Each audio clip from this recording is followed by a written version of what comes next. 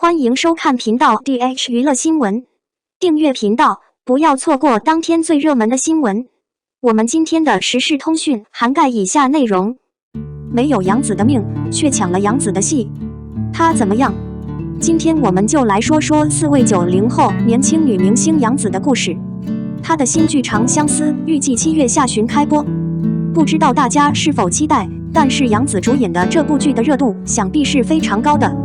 她也走过了血雨腥风，正如杨紫所说，没有流量就没有自由选择剧本的权利，甚至观众也会忘记她。她也常常面临被投资方取代的风险。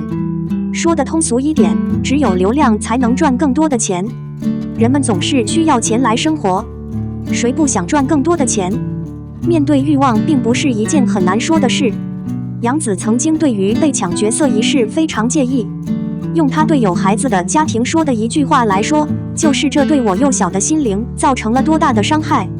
从杨紫以往的采访中可以看出，她已经调整了心态，重新开始。然而她过去所受的伤害是无法抹去的，这也是她坚定选择追求流量的原因。因为只有当她走红了，她才能获得选择鲜花、掌声和资本的权利，也才能掌控自己的命运。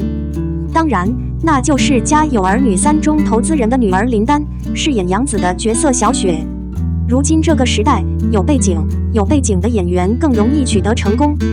可惜的是，当时没有背景的杨紫，因为投资人想让女儿来演而取代了她，这让她心里很崩溃。起初，父母为了保护她，没有告诉她真相，只说她没有被选中。后来杨紫通过多方调查查明了真相。那时的她虽然年轻，但她牢牢记住了资本给她的教训，甚至影响了她人生的一些决定。《家有儿女》第1部一经播出便火遍全国，续集第2部更是将热度推向巅峰。然而，接下来的第3部分却有资本的介入。可惜的是，杨紫成为了这场比赛的受害者。作为《家有儿女》的第3部，原本是前2部的续集，开播前就受到了观众的高度期待。不过，由于小雪的角色转变，这部剧并没有像前2部那样火爆，反而陷入了口碑风暴。第4部甚至成了绝唱，很少有观众看。此后，《家有儿女》这样的热播剧也到了第4部就落下了帷幕，而第3部中扮演小雪丹琳的演员却消失得无影无踪。我只能说，如果没有那样的生活，我就不想演那部戏。一切都是命运的安排。杨紫经历了很多困难和磨难，但她最终还是走上了自己想要的路。曾经《家有儿女》让杨紫和张一山成为家喻户晓的童星，但到了一定时期，两人都遭遇了事业瓶颈。在此之前，娱乐圈一直流传着童星长大后不容易红的魔咒，他们也一直在寻找属于自己的道路。过去，杨紫也努力寻找适合自己的剧本，但找到她的剧本大多不是言情剧，而是战争剧等类型的作品。由于种种原因，她被替换了。在别人眼中，《战长沙》和《大秧歌》被视为典型的青衣剧，也是很多花旦追捧的对象。只能说，大家都觉得得不到还好。世界上有双重法则吗？后来她遇到了青云志，虽然她在这部剧中受到了一些批评，但也正是因为走红，投资人看到了她在爱情剧中的潜力。随着《甜蜜蜜》和《亲爱的亲人》的热播，杨紫已经成为90后4大年轻女角色之一，至今仍牢牢站在90后的巅峰。如今，她已经成为投资人眼中的宠儿，很多偶像剧都会立刻向她扔来。终于，她可以根据自己的喜好选择出演各种类型的剧了，不再被资本操纵成傀儡。她完成了国民度的积累和观众的支持，也拥有了一批喜欢她的粉丝。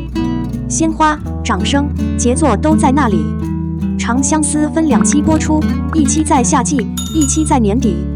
迪丽热巴和龚俊共同主演的《安乐传奇》空降播出后，网友们也开始期待杨紫的另一部古装剧《长相思》。曾有传言称，这2位当红90后女演员的作品可能会同时播出，两人都能赶上炎热的暑期档期。网友们一直习惯于比较杨紫和迪丽热巴的发展和表演，但他们的作品似乎并没有什么冲突。虽然《安乐传奇》在没有任何预热的情况下就空降了，但一开播就立刻登上了热播榜，这并没有浇灭观众对该剧的热情。现在大部分作品都是空降播出，不再像以前那样官方公布档期和预热宣传。近日网上盛传长相思将在夏季档与观众见面，但目前官方尚未给出明确消息。近日，网络上流传一则对作品和演员不友好的消息。根据原著小说改编的《长相思》原创内容丰富，因此该剧或将分2季播出。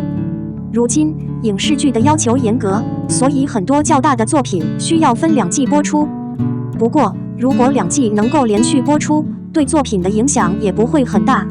最新传闻表明，《长相思》将分2期播出。第1部预计在夏季与观众见面，而第2部则可能要推迟到年底。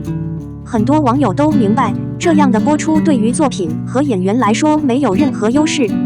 通常，一部作品播出时，会同时上映很多其他类型的作品，因此很多作品很难保证稳定的观众。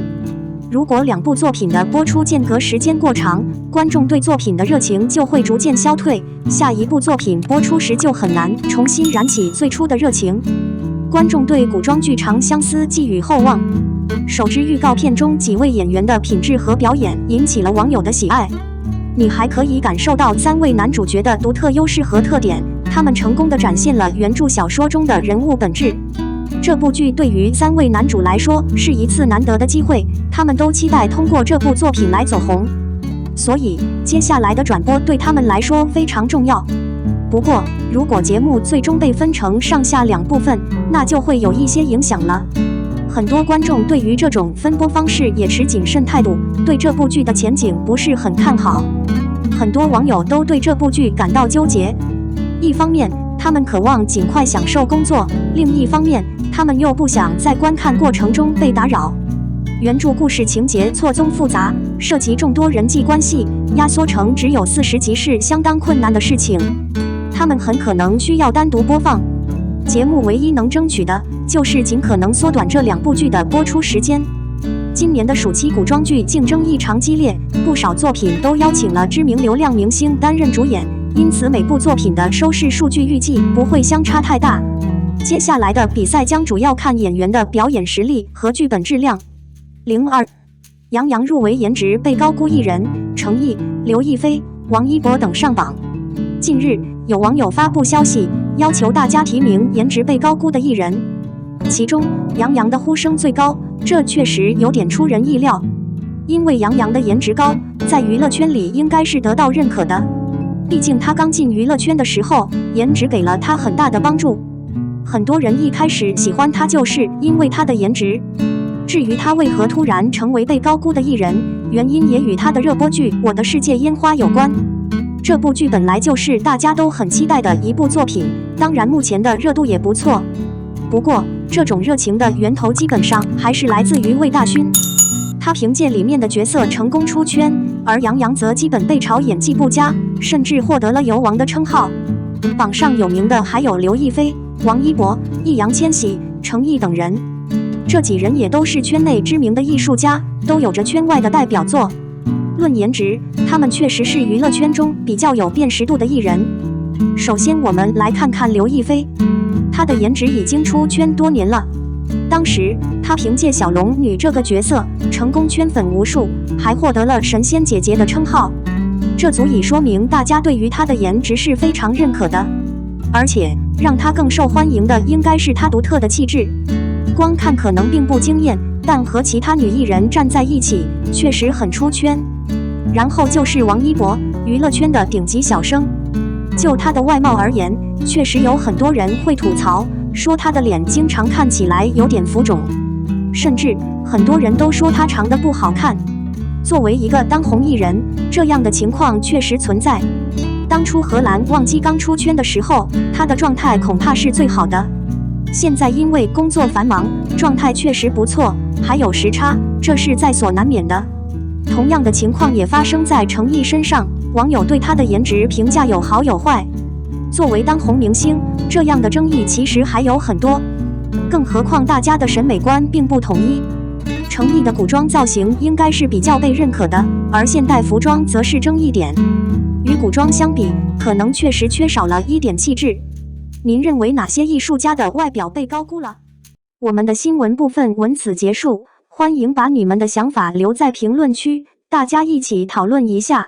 欢迎也别忘了帮我点个赞加关注谢谢大家。